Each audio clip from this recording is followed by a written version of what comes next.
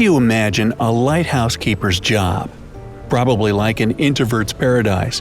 You're alone on a rock in the middle of the sea, looking out at the raging waves and keeping the light on. But lack of people around you has its downside too. No one will know if something happens to you. And that was exactly the case with the keepers of the Flannan Isles Lighthouse. It was a fine and calm day on December 15, 1900. In such weather conditions, lighthouses aren't crucial for the safety of passing ships. But still, it was unusual for the Archtor, a steamer passing by the Flannan Isles on its way from Philadelphia, to notice that the lighthouse on Eilean Mor was not operational.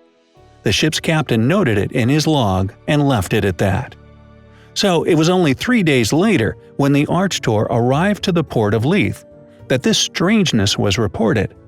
A ship was immediately rigged with a relief lighthouse keeper, Joseph Moore, to be delivered to Eilean Mor. But the weather had been bad since the day before, and it couldn't set sail for more than a week. Finally, on December 26, two things happened. Hesperus, that was the name of the relief boat, arrived at the lighthouse, and it became obvious that it had been abandoned all this time.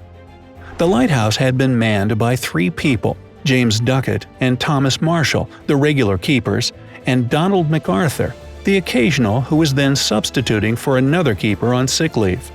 There was a fourth too, a rotating man who was on shore at the time.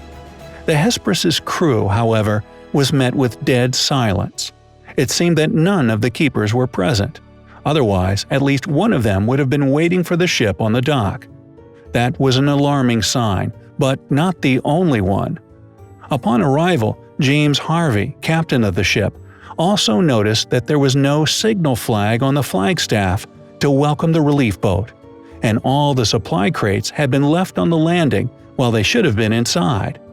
Harvey blew the ship's whistle. No reaction. A flare was fired in the air, but that had no effect either. The sense of unease grew on the Hesperus, and Moore decided to deploy a boat and go on shore alone to investigate. It was ominously quiet on the island. The lighthouse stood dark and lifeless, only seagulls keeping it company. Moore went on to explore the territory and the building itself, and what he found unsettled him even further. There was no sign of the keepers, not even a trace left. Both the main gate and the entrance door to the lighthouse were closed, the beds were unmade, and most eerily, all the clocks stopped. That meant that the men were absent for more than a week. Pensive and alarmed, Moore returned to the ship and took 3 volunteers back to the shore for further investigation. Inside the lighthouse, they saw other signs that the keepers went out in a hurry.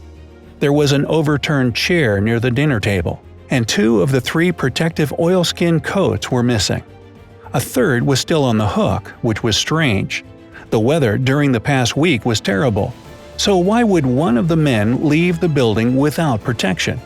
And in any case, the rules dictated that there should always be at least one keeper on the post, tending to the lighthouse. For all 3 of them to leave at once, something bad must have happened. When the men returned to the Hesperus, Captain Harvey used the telegraph to send a note to the Northern Lighthouse Board. It said that a dreadful accident had happened at the Flannans, and that all the keepers had disappeared. His guess was that poor souls had been swept away by the raging sea, or had fallen from a cliff. Harvey requested an official investigation to be conducted, and on December 29th, Robert Muirhead, a Northern Lighthouse Board superintendent, arrived to do just that. And here's where the weirdest things started to come up. Muirhead found the lighthouse logbook that the men kept until their disappearance, that is, about dinner time of December 15th.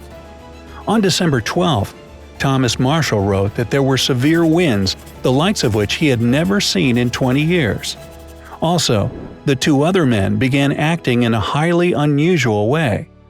Duckett, according to the logbook, was very quiet, and MacArthur was crying. Highly unusual in this regard was a huge understatement, though. All 3 of the keepers were tough, hardened men, and MacArthur was a veteran mariner. It was simply impossible that he could have been crying because of the storm, no matter how bad it was. The entry from December 13th said that the winds were still howling, and the sea was even more violent than the day before.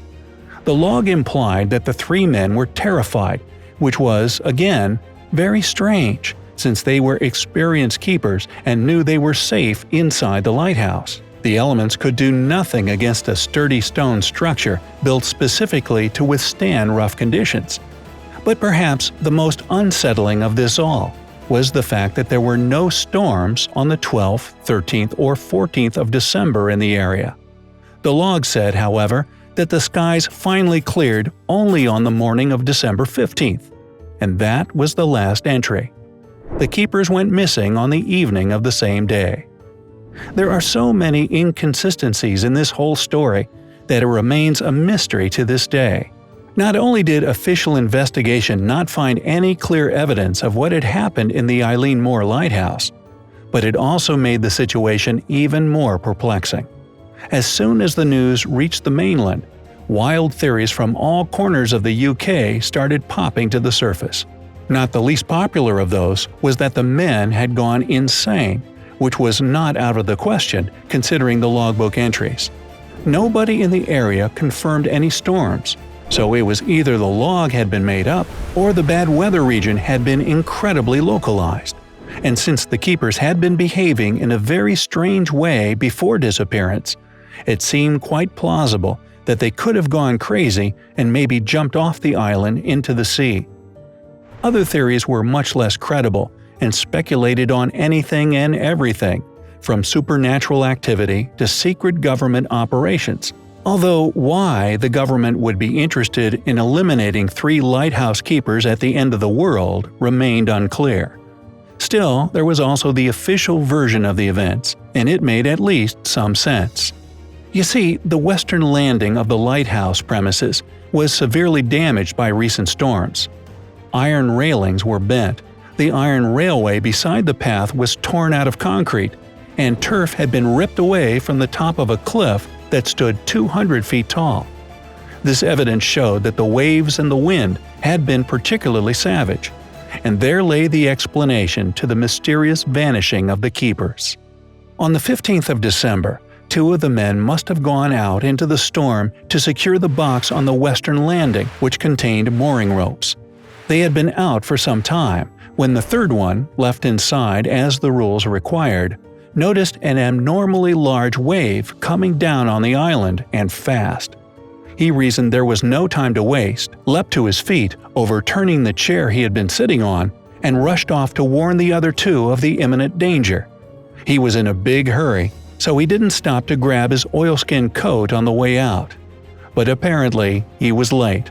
When he reached his fellow keepers, the wave had already come to the island, and as they were all dangerously close to the ledge, it swept them from the landing. Seems a plausible enough theory, but there are a couple of gaps in it. First, it doesn't explain where the storm even came from. The keepers disappeared in the evening of December 15th, and by all accounts, the weather that day was fine and the sea was calm. Even the keeper's own logbook confirmed that. So how would a huge wave appear on that day without any warning? And secondly, again according to the entries in the lighthouse logbook, the damage to the western landing had been done before the men's disappearance. So they had witnessed the mayhem, but had not in fact gone out into it. Since 1900, many more theories had been born, including freak waves washing away one of the men and the others being swept away while helping him. Also, some theorized that a big wave might have entered a narrow gully by the western landing and burst back with force, pushing the men who were trying to secure their equipment over the edge. In this theory, the third keeper was also running to help his colleagues, but suffered the same fate as them.